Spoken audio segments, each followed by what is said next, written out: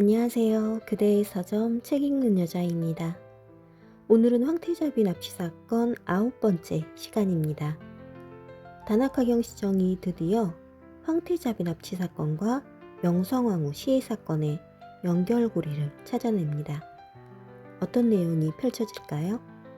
지금 시작하겠습니다. 오후 3시 납치범은 약속대로 문을 열었다. 그의 눈은 제일 먼저 어제 테이블 위에 놓아두었던 책을 향했다. 자신이 놓아둔 모양새 그대로인 것을 확인한 납치범의 눈이 황태자비의 얼굴을 쏘아봤다.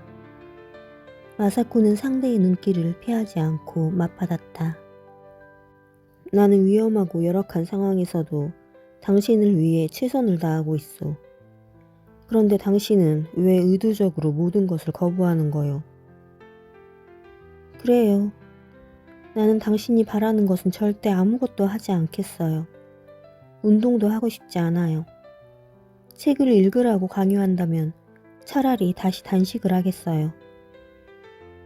납치범은 잠시 주저하더니 단호한 목소리로 말했다. 그렇다 하더라도 나 역시 물러서지 않을 거요. 납치범은 차가운 표정으로 돌아서 나가버렸다. 순간 마사코는 짧은 승리의 기쁨을 느꼈다. 하지만 저녁이 다가오고 또다시 산속의 어둠이 깊어가자 마사코는 자신이 처한 상황을 너무도 견디기 힘들었다. 야만인. 어둠 속에서 마사코는 납치범에 대한 증오를 되풀이했다. 배고픔은 참을 수 있었다. 하지만 며칠이 지나도록 아무도 자신을 구출하러 오지 않는다는 사실이 헤어날 수 없는 절망을 느끼게 했다. 급기야 마사코는 자살을 한다면 어떻게 할 것인가에까지 생각이 미쳤다. 그러나 마땅한 방법이 없었다. 다다미 방 안에는 침대 하나, 그리고 테이블과 의자 2개뿐이었다. 지지대도 없는 방에서 어떻게 목을 맬 것인가? 그렇다면 창의 유리를 깨 동맥을 자르거나 혀를 깨무는 방법이 있을 뿐이었다. 그러나 그것은 생각조차 하기 싫은 죽음이었다. 황태자비는 납치된 후 처음으로 흐느꼈다. 납치범에 대한 증오가 서서히 남편에게로 옮아갔다. 내가 일생 동안 전력을 다해 지켜주겠소. 온 일본의 여성을 열광시켰던 황태자의 청혼사였다. 하지만 정작 마사코로서는 마음이 내키지 않았던 결혼이었다. 우연히 외국 귀빈 환영 파티에서 만났던 나루히토 황태자는 하버드 대학과 도쿄 대학교를 졸업한 외교관 마사코를 보자 한눈에 반했다. 마사코만큼 지성과 미모를 겸비한 여자를 그때껏 만난 적이 없었던 황태자는 마사코가 영국의 옥스퍼드 대학으로 연수를 가자 미칠 것만 같았다. 그래서 황태자는 모든 방법을 동원했다. 마사코는 주위의 수많은 권고에도 불구하고 그때마다 정중하게 거절했다. 그러나 결국은 국가의 압력을 거부할 수 없어 황태자의 청혼을 받아들이고 말았던 것이다. 그러나 지금 이 순간 남편은 뭘 하고 있는지조차 알 수 없었다. 이런저런 생각으로 밤을 하얗게 지새우고 새벽이 밝아오자 마사코는 납치범이 두고 간 3권의 책으로 눈길을 옮겼다. 그러나 마사코는 궁금증을 눌렀다. 죽더라도 저 책을 읽을 수는 없다고 다시 한번 마음을 다잡았다. 거듭된 단식과 불면증으로 마사코는 급기야 탈진하고 말았다. 이제 정신이 둑? 얼마나 오랫동안 눈을 감고 있었는지 모르지만 눈을 뜨는 것조차 힘들었다. 망막에 희미하게 뭔가가 맺히는 것 같더니 납치범의 모습이 차츰 선명해졌다. 그는 마사코의 입에 미움을 흘려넣고 있었다. 미안하오.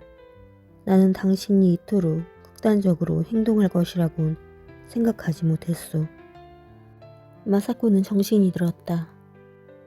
납치범의 말을 들은 마사코의 입가에 미소가 번졌다. 자신이 이긴 것이었다. 지금 납치범이 자신에게 사과를 하는 것이 아닌가. 내게 아무것도 지시하지 말아요. 핏기가 하나도 없는 표정으로 겨우 입을 연 마사코는 자신도 모르게 눈물이 핑 돌았다. 납치범은 말없이 고개만 끄덕였다. 마사코는 다음 날 오후 3시가 되어 납치범이 문을 열자 순순히 밖으로 걸어 나왔다. 아직 원기를 회복하지는 못했지만 시원한 바깥 공기를 마시자 말할 수 없이 상쾌했다. 산책을 하며 마사코는 다음 목표인 탈출도 반드시 성공하고 말리라 다짐하며 사방을 둘러보았다. 납치범은 약속대로 몸을 드러내지 않았다. 이 점이 마사코에게는 오히려 더 불안했다. 납치범이 어디에 있는지를 알아야 산 아래를 향한 길로 뛰어내려갈 수 있을 것이다. 마사코는 산길을 뛰어내려가다가 숲속으로 들어가면 납치범도 찾아내지 못할 것이라고 생각했다. 그럴 경우 문제는 신발이었다. 지금도 마사코는 신고 있던 슬리퍼 차림으로 나왔다. 납치범의 경계심을 늦추기 위해서였다. 만약 내일 산보 시간에 구두로 바꿔 신는다면? 납치범은 당장 주의를 집중할 것이다. 슬리퍼를 신고 뛴다면? 만만치 않은 일이었다. 마사코는 이러다 자신이 결국 탈출하지 못하고 마는 것은 아닐까 두려워졌다. 혹시 나는 적극적으로 탈출하겠다는 생각을 무의식 중에 거부하고 있는 것은 아닐까? 마사코는 왜 그런 생각이 드는지 이유를 생각해 보았다. 우선 어떤 방법으로 탈출을 시도해도 납치범에게 붙들리고 말 것 같은 불안감이 가장 큰 장애 이유였다. 가부키자에서부터 느껴온 납치범의 대담성과 용의주도함이 이곳에서 역시 마사코의 탈출을 결코 허술하게 방치하지는 않으리라는 생각 때문이었다. 마사코는 지붕 사이사이를 살폈다. 수십 개의 카메라가 있을 것 같았지만 단 하나도 발견할 수 없었다. 이상한 일이었다. 카메라가 눈에 띄지 않는다는 사실이 오히려 납치범의 자신감과 능력을 보여주는 것만 같았다. 또 다른 이유는 경찰이 자신을 찾아낼 것이라는 기대감 때문이었다. 경찰이 자신을 찾을 때까지 납치범이 극단적인 행동을 취하지 않도록 신중해야 한다는 생각이었다. 이것은 경우지침이기도 했다. 섣불리 경거망동하다가 긴장 상태인 납치범의 도발을 부르기보다는 안정된 상태를 유도하면서 기다리는 것이 경우의 원칙이다. 그러나 지금 무엇보다도 마사코로 하여금 탈출을 망설이게 하는 것은 납치범의 태도였다. 납치범의 지시를 거부할 수 있었던 것도 상대가 내게 관대했기 때문이 아닌가? 만약 그가 나로서는 도저히 거절할 수 없는 방법을 취했다면 어쩔 수 없지 않았을까? 마사코는 자신이 납치범의 지시를 거부할 수 있었던 것도 그 납치범보다 우월한 조건에 있어서가 아니라는 것을 잘 알았다. 납치범은 마사코가 저항할 수 있는 길로 몰아주었던 것이다. 즉, 납치범은 마사코가 위신을 지킬 기회를 부여하고 있는 것이었다. 마사코는 이런 관계가 깨지는 것이 두려웠다. 만약 탈출을 하다 실패하면 이런 관계마저 영락없이 깨지고 말 것이다. 그러면 납치범이 어떻게 돌변할지 알 수 없었다. 탈출에 대한 마사코의 의욕은 이런 이유로 인해 산책 시간이 끝날 무렵에는 점차 허물어지고 있었다. 마사코는 납치범이 제시한 운동 시간인 30분이 지났지만 방으로 들어가지 않았다. 알아서 기는 강아지 같은 꼴을 보이고 싶지 않았던 것이다. 그러나 30분에서 몇 분이 더 지나자 납치범이 나타났다. 마사코는 납치범을 기다리는 듯한 기색도 보이지 않았다. 그냥 멀리 내려다 보이는 산길 아래로 시선을 모으고 인적 없는 도로만 바라보고 있었다. 시간이 더 필요하시오? 아니에요. 마사코는 감정이 실리지 않은 목소리로 대답했다. 그리고 마사코는 가슴에 담고 있던 최악의 경우에 대한 물음을 던졌다. 나를 죽일 수도 있나요? 납치범은 말이 없었다. 그러나 이때 마사코가 받은 느낌은 매우 이상했다. 자신에 대한 정중한 태도나 납치범에게 느껴지는 인간적인 신뢰감으로 미루어 볼 때 당연히 노라는 대답이 나와야 했다. 마사코 자신의 잠재의식도 그것을 믿고 그런 극단적인 질문을 했을 터였다. 그러나 상대의 반응은 기묘했다. 절대로 그런 극단적인 행위를 하지 않을 인격이었지만 마사코는 자신을 살해하는 부분에 대해서만큼은 전혀 별개라는 느낌이 들었다. 마사코는 공연한 질문을 했다고 후회했다. 방으로 들어가고 싶어요. 납치범은 몸을 비켰다. 감정의 동요를 내보이지 않으려고 애썼지만 마사코의 마음은 흔들리고 있었다. 마사코는 걸음걸이에 마음의 동요가 드러나지 않도록 아주 천천히 걸었다. 다나카는 한국 경찰의 협조를 얻어 KBS를 찾아갔다. 모리 총리의 인터뷰를 담당했던 프로듀서는 그 인터뷰가 음모라는 사실을 전화로 알려준 사람은 유창한 일본어를 구사했다면서 그가 한국인이라고는 전혀 생각하지 못했다고 말했다. 전화국을 찾아가 확인한 바에 의하면 범인은 오사카의 한 공중전화에서 KBS로 전화를 걸어왔다. 다나카는 비로소 두 사건이 동일인에 의해 저질러졌다는 확신을 가졌다. 호텔로 돌아오니 수사부장의 메시지가 와 있었다. 일본에 들어온 지 1년이 넘은 40대 전후의 외국인 중 하시모토가 말한 그런 인물을 찾아낼 수 없었다는 내용이었다. 다나카는 다시 미궁 속으로 빠졌다. 도처에서 범인의 흔적을 찾아내긴 했지만 결코 일목요연하게 눈에 들어오지 않았다. 다나카는 얼마 전 모리가 푸념했던 것이 생각났다. 어떻게 이렇게 단서와 단서가 연결이 안 될 수 있습니까? 귀신한테 홀린 것 같습니다.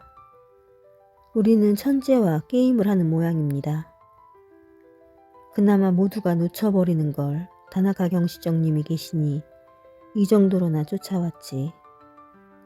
안 그랬으면 아직까지 고맙거나 닥달하고 있었을 겁니다. 마치 한 겹을 벗겨내면 또 한 겹이 나오는 양파속 같은 이번 수사에 모리는 지칠 대로 지친 상태였다. 다나카는 지금 모리와 같은 심정이었다. 납치범은 조금도 파고들 틈을 주지 않았다.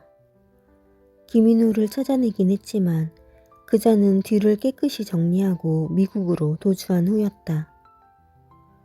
이제 어떻게 해야 하나? 형사대가 오면 한국 경찰과 공조하여 김인우의 서울에서의 자취를 찾아 부산을 떨 테지만 다나카의 생각으로는 더 이상 나올 것이 없었다. 고향집에서도 뚜렷한 단서를 발견하지 못했는데 1년 전에 비운 서울의 자취방에서 뭐가 나오겠는가. 그렇다고 도쿄로 돌아갈 수도 없는 형편이었다. 도쿄에서의 일은 그가 아닌 누구라도 할 수 있는 일이었다. 다나카는 참으로 오랜만에 무료함을 느꼈다. 추리할 수 있는 모든 것을 다 하고 나니 이제 간사이 지방을 집중적으로 수색 중인 수색대의 연락이나 기다리고 있을 수밖에 없었다. 다나카는 이제 좀 쉬면서 머리를 식히는 것이 필요하다는 생각이 들었다. 사우나에라도 가는 것이 낫겠다는 생각에 호텔방을 나선 다나카의 내리에는 김인우의 소설 맨 뒷장에 한 구절이 떠올랐다. 부당하다고 생각한 순간 실행하라. 용기는 자유를 주지만 비굴은 굴종을 줄 뿐이다. 범행과 연관이 있을지 몰라 기록까지 해두었던 구절이다. 다나카는 다시 방으로 돌아가 김인우의 단편 소설 연병장의 아침을 가지고 호텔 14층에 있는 사우나실로 갔다. 딱히 무엇을 기대한 건 아니었지만 소설을 정독하다 보면 혹시라도 뭔가 단서를 발견할지도 모른다는 생각에서였다. 한국의 사우나는 그야말로 천국이었다. 일본이라면 생각도 못할 저렴한 가격에 뛰어난 시설을 갖추고 있었다. 도크에서 땀을 빼면서 영화를 볼 수도 있고 냉탕에는 칠러를 설치해 냉수가 얼음물 같이 시원했다. 가운을 입고 휴게실을 찾은 다나카는 우선 시원한 맥주 한 병을 마신 다음 인삼을 넣고 끓인 도가니탕을 시켰다. 일본에서라면 주머니 걱정이 앞서 망설일 주문들이 한국에서는 그다지 부담이 없었다. 다나카는 김인우의 소설을 다시 읽을 생각으로 휴게실의 안마의자에 앉았다. 잠시 소설을 읽어내려가던 다나카는 쓴웃음을 지었다. 지금 무엇을 하는 건가? 머리를 식히러 온 것이 아닌가? 그런데도 안마기 위해서마저 김인우의 소설을 들고 뭔가 찾아내려 끙끙대는 자신이 안쓰러웠던 것이다. 다나카는 소설을 잡지꽂이에 꽂아두고 다시 사우나 도크로 갔다. 잡념을 떨쳐버리고 땀을 쭉 빼야겠다는 생각이었다. 모든 건 그 다음에 생각하고 싶었다. 도크에 있는 텔레비전에서는 서부 영화 쉔이 나오고 있었다. 다나카는 마침 그 영화를 좋아하던 터라 냉탕을 몇 번 드나들며 끝까지 보았다. 마지막 장면에서 소년이 떠나는 쉔의 이름을 몇 번이나 불렀다. 다나카는 김인우와 주범의 관계가 소년과 쉔의 관계 같은 것이었을까 생각하며 다시 얼음물같이 찬 냉탕으로 들어갔다. 역시 다나카는 어쩔 수 없는 수사관이었다. 어떤 사건이 머리에 남아있는 한 세상의 모든 것을 그 사건과 연관시켜 생각했다. 그래서 사우나에조차 김인우의 소설을 들고 오지 않았던가. 그리고 영화를 보면서도 소년과 쉔의 관계가 김인우와 주범의 관계 같은 것이 아닌가 가정해 보았던 것이다. 순간 다나카의 머리에 뭔가 얼핏 스쳤다. 조금 전에 읽었던 소설 속에서의 한 문단이었다. 상욱이 더 이상 아버지의 흔적을 찾을 수 없어 시리에 잠겨 있을 때였다. 옛날 상욱이 아버지에 대한 미칠 듯한 그리움을 주체하지 못하고 방황할 때 가슴을 쓸어주었던 그가 다시 나타났다. 역사에 대한 해박한 지식을 지닌 그는 과거 속에 묻혀진 사건을 캐내는데 일가견이 있었다. 오랜 옛날 그가 어린 상욱을 찾아온 것도 과거에서의 한 편린에서부터 시작된 여정의 결과였던 것이다. 처음 어린 상욱을 찾아왔을 때 그는 상욱에게 상욱의 고조부를 안다고 했다. 상욱이 고개를 갸우뚱하며 옛날에 돌아가신 고조부를 어떻게 아느냐고 물어보자 그는 빙그레 미소를 지으며 대답했다. 나는 역사의 조각을 뜯어 맞추는 사람이란다. 그 후로 10여 년이 지난 후 다시 나타난 그는 상욱에게 애정이 담긴 따뜻한 목소리로 말했다. 상욱아, 정부기록 보존소를 한번 찾아가 보렴. 거기서 발견되는 하나하나의 조각을 맞추다 보면 잃어버린 진실을 찾을 수 있단다. 나도 네 고조부의 진실을 바다 건너 먼 곳에서 찾아냈단다. 네 아버지의 기록도 어딘가에 보관이 되어 있을 것이다. 그 캐캐 묵은 공간에서 네 아버지의 진실을 찾아내는 것은 바로 네가 할 몫이다. 상욱은 그가 이미 자신의 아버지에 대한 모든 진실을 알고 있다고 생각했다. 하지만 자신으로 하여금 스스로 찾게 하려 한다는 것도 알았다. 고조부. 다나카는 현실의 고조부와 소설 속의 고조부가 일치하는 것은 아닐까. 소설에서 말하는 그가 혹시 어린 시절에 기민우에게 영향을 미친 인물이 아닐까 하는 생각이 들었다. 다나카는 급한 걸음으로 다시 휴게실로 갔다. 기민우의 소설은 잡지꽂이에 그대로 꽂혀 있었다. 거기서 그는 연병장의 아침을 읽고 또 읽었다. 읽을수록 이 소설은 김인우의 자전소설이라는 생각이 들었다. 김인우의 삶과 생활이 그대로 소설에 녹아있는 것 같았다. 급히 사우나를 나온 다나카는 호텔 커피숍으로 통역을 불렀다. 김인우가 선배라고 했지요? 네. 그럼 이 소설을 한번 읽어봐줘요. 통역은 영문도 모르고 소설을 읽기 시작했다. 통역이 마지막 장을 덮기가 무섭게 다나카가 물었다. 어때요? 가슴이 아프네요. 거기 나오는 박상욱이란 인물이 김인우와 비슷하나요? 그렇네요. 마치 동일 인물 같아요. 다나카는 가슴이 뛰었다. 실제 인물 김인우가 소설 속의 박상욱이라면 소설 속의 그는 하시모토가 말하던 어린 시절부터 영향을 준 인물임에 틀림이 없다는 확신이 생겼다. 그렇다면 그가 이번 사건의 주범일 것이다. 다나카는 소설 속에 나오는 그에 대한 묘사를 발췌했다. 우선 그는 역사 지식이 해박한 인물이다. 그리고 바다 건너 먼 곳에서 김인우의 고조부에 대한 기록을 보고 김인우를 찾아온 인물이다. 김인우의 고조부는 일본의 명성황후 살해에 대항하여 걸기했다. 그 후 한국은 일본이 지배했고 한국의 모든 행정 역시 일본이 관장했다.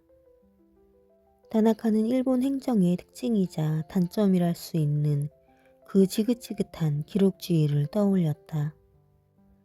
공무원의 모든 행위는 반드시 기록되어야 하는 것. 다나카의 내리에 김인우의 고조부는 비록 한국인이었지만 그 기록이 오히려 일본에 남아있을 가능성이 높다는 생각을 떠올렸다.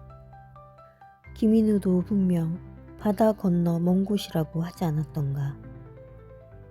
그가 김인우를 찾아왔을 때 김인우는 분명 어린 나이였고 따라서 그가 자신이 온 곳이 일본이라고 바로 말하지 않고 바다 건너 먼 곳이라고 했을 것이다. 즉, 그 바다 건너 먼 곳이란 김인우가 소설 속에서 만들어낸 어휘가 아니라 그가 말했던 것을 기억에 담아두었다가 소설에 그대로 쓴 것일 터였다. 다나카는 어쩌면 케케무구 문서들을 뒤지는 데서 이 사건의 실마리를 찾을 수 있을지도 모른다고 생각했다. 다행이라면 그 역사의 조각들이 일본에 있다는 것을 소설이 암시하고 있다는 사실이었다. 일본 형사대는 그야말로 대규모였다. 여객기 한 대를 전세 낼 정도의 인원이 각종 장비와 개인 휴대폰까지 들고 인천공항에 들어오는 모습은 잠옷 위압적이었다. 그들은 한국에 수사를 하러 올 뿐만 아니라 한국 경찰을 꾸짖기 위해 온 사람들 같았다. 공항에 마중 나온 한국의 인터폴 책임자는 형사대의 인솔 담당으로부터 나무란 비슷한 인사를 받았다. 이웃나라의 황태자비를 납치할 정도의 강력범이라면 마땅히 경찰이 감시하고 있어야 할 대상이 아니오? 호텔에 짐을 푼 이들은 대뜸 김인우의 모친부터 찾았다. 김인우의 모친은 이미 형사대가 제천으로부터 서울로 임의동행 형식으로 옮겨와 있었다. 한국어에 능통한 일본 형사들이 바로 김인우의 모친을 둘러쌌다. 그들은 김인우의 모친을 닥달하면 무언가 얻어낼 것으로 믿었다. 일부는 김인우의 집을 압수수색한 한국 경찰로부터 압수품 일체를 넘겨받았다. 또 일부는 김인우의 집을 직접 수색하기 위해 제천으로 떠났다. 일부는 김인우가 일본으로 가기 전까지 살았던 서울 이문동의 자취방으로 향했다. 모두가 기세등등하고 아나무인격이었다. 그들은 일본에서 한국인 범인을 그렇게 오랫동안 잡아내지 못하고 있는 이유가 마치 한국 경찰의 무능탓인 듯 행동했다. 그들은 김인우의 어머니가 아무것도 알지 못한다고 일관되게 진술하는 것에 대해 극도로 분노했다. 차마 강압 수사를 할 수 없었던 그들은 대신 한국 경찰에게 화풀이를 했다. 그러나 한국 경찰인들 아무것도 모르는 김인우의 어머니를 붙들고 더 이상 할 수 있는 게 없었다. 과거 일제시대 한국인 경찰의 심정이 어땠을지 이해되는군. 한국인이 범인으로 알려져 있는 상황에서 사건은 지극히 정치적으로 민감한 상태로 발전했고, 그 때문에 더욱 한국 경찰이 주도적으로 할 수 있는 일은 없었다. 수사협조라는 미명 아래 실제 전개되고 있는 상황은 그저 일본 경찰의 기분 맞추기에 불과했다. 다나카는 수사부장으로부터 아무런 연락이 없자 수사에 진척이 없다고 생각하고 일본으로 돌아가기로 마음먹었다. 떠나기 전에 인사로라도 형사들을 만나기는 해야 했다. 다나카는 마치 군림하는 듯한 일본 형사대의 모습이 눈에 거슬렸지만 따로 뭐라고 할 형편도 아니란 걸 잘 알았다. 인솔대장은 다나카도 잘 아는 사람이었다. 뭐라고? 일본으로 돌아간다고? 그래. 왜? 여기서 범인의 흔적을 찾아야 한다고 했다면서. 이제 자네가 왔잖아. 자네가 가면 어떡해. 나는 자네만 믿고 왔는데. 그럼 한국에 그냥 있을까? 아니야. 자네도 할 일이 있을 텐데. 가봐. 다나카는 단장의 흉중을 꿰뚫어 볼 수 있었다. 지금 인솔 단장은 한국에서는 아무리 수사가 잘못돼도 본전은 한다는 생각일 것이다. 어차피 일본 경찰의 파견이란 제스처에 불과한 것이니까. 다나카는 곧바로 인천공항으로 향했다. 다나카는 비행기 안에서 사건의 추이를 다시 한번 곰곰이 정리해 보았다. 김인우는 납치범과 고조부를 매개로 맞물려 있는 셈이었다. 납치범은 일본에서 김인우의 고조부에 대한 흔적을 찾아냈고 그 내용을 토대로 어린 김인우를 찾아갔다. 다나카는 이 사실이 이해가 가지 않았다. 그는 무엇을 발견했으며 왜 어린 김인우를 찾아갔을까? 그는 일본인일까? 한국인일까? 어린 김인우를 찾아간 것으로 보아 그는 한국어를 할 줄 아는 사람이었을 것이다. 그렇다면 그는 한국인? 그러나 그는 오랫동안 간사이 지방에서 살아온 사람 같지 않았던가? 그럼 제일 한국인? 아니면 한국어를 할 줄 아는 일본인? 그들은 어떤 이유로 의기투합했기에 황태자비 납치라는 엄청난 범행을 같이 저질렀을까? 다나카는 이 사건을 해결하기 위해서는 역사학자나 서재학자가 되어야 한다고 생각했다. 사건은 모두 과거의 역사에서 출발하고 있으며 황태자비 납치 역시 과거의 어느 사건과 맞물려 있을지 모른다는 생각이 들었다. 납치범은 김인우의 고조부에 대한 기록을 어디서 찾았을까? 일단 그 기록을 압수하는 것이 첫 번째로 해야 할 일이었다. 나리타 공항에 내린 다나카가 맨 먼저 찾아간 곳은 경시청이 아니라 도쿄대학교였다. 대학교를 졸업한 후 참으로 오랜만에 찾아오는 길이라 다나카는 잠시 감회에 젖었다. 비록 법대에 다니느라 고시 공부에 몰두했지만 인생을 살아가는 기본적인 가치관과 철학을 얻은 곳이었다. 인간에 대한 신뢰, 문명에 대한 확신을 모두 여기에서 얻었고 그때의 가치관은 아직까지 어떤 사건 수사에서도 인권을 억압하거나 인간을 모독하지 않는 다나카의 수사 원칙의 근원이 되어왔던 것이었다. 다나카는 한국사를 연구하고 있는 고등학교 동창 야마자키 교수의 연구실을 찾았다. 다나카, 위명은 틈틈이 듣고 있네. 일개 형사가 어떻게 감히 도쿄대학교 교수의 존명에 비교될 수 있겠나? 이 사람 그런 소리 하지 마. 사실 나도 자네처럼 살고 싶어. 치열한 수사 끝에 범인을 체포하며 당신은 변호사를 선임할 권리가 있고 진술을 거부할 권리가 있으며 해가면서 말이야. 멋지잖아? 이봐 야마자키, 농담 말고 나 좀 도와주게. 무슨 일인데? 천하의 다나카가 여기까지 온 걸 보면 보통 일은 아닌 것 같군. 명성황후라고 있잖아. 우리가 흔히 민비라고 부르는. 있지. 그 명성황후를 정말 우리 일본이 죽였나? 그렇다네. 그 사실이 어딘가에 기록되어 있겠지? 그렇지. 그 기록을 어디에서 볼 수 있나?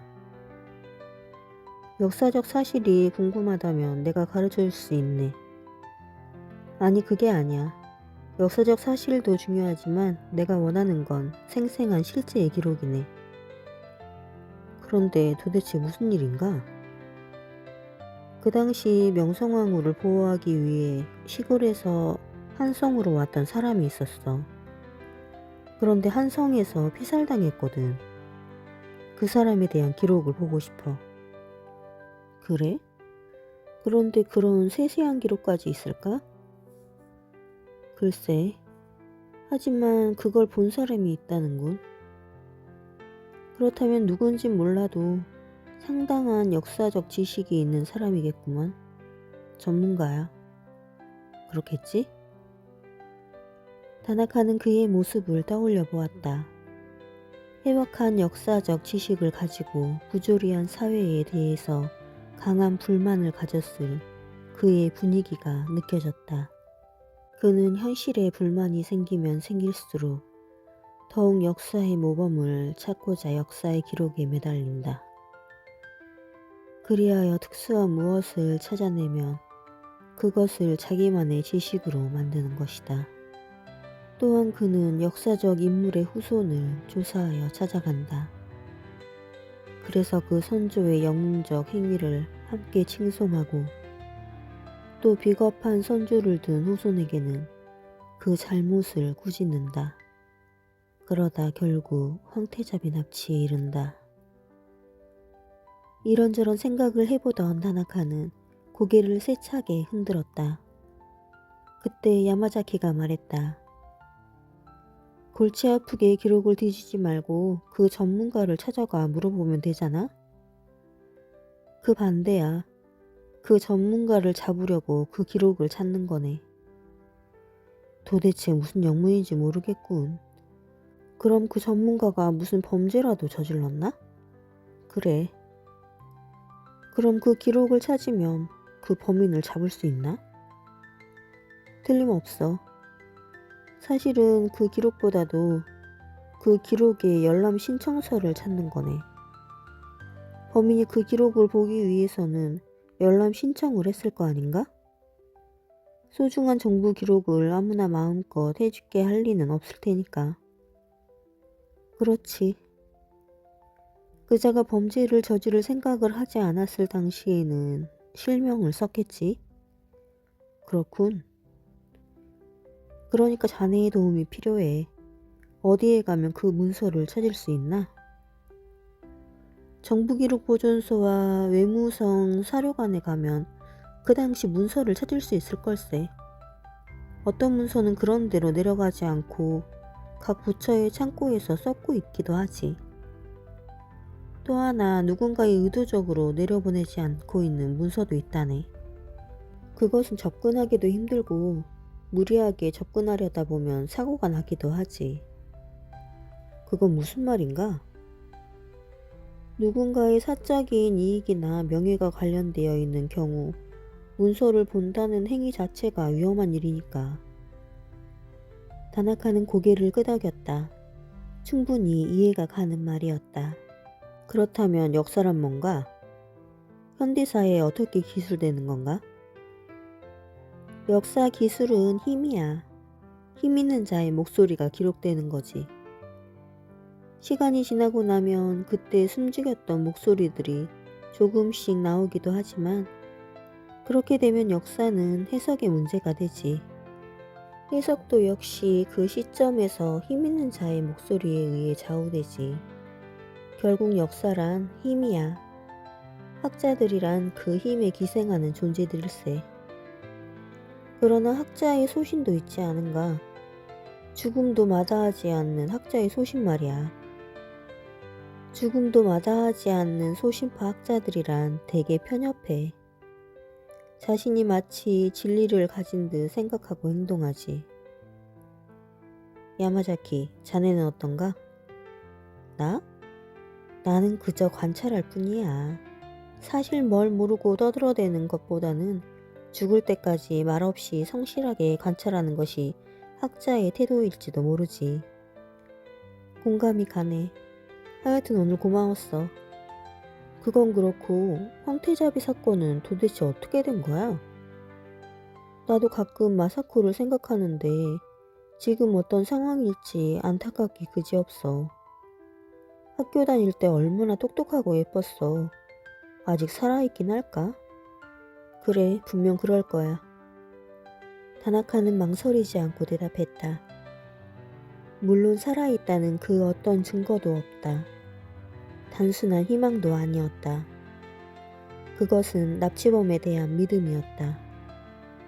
이토록 대담하고 깔끔하게 황태자비를 납치한 그가 단순히 살해를 목적으로 사건을 저질렀으리라고는 생각되지 않았다. 오히려 이제까지 추적해온 결과로 판단한다면 납치범은 어딘가에 도사리고 앉아서 다나카가 자신을 찾아낼 때까지 기다리고 있을 것만 같았다. 오늘은 여기까지입니다. 다음 시간에는 외무성 비밀문서 435호에 관한 내용이 나옵니다. 그 문서는 대체 뭘까요? 다음 시간도 기대해주세요. 감사합니다.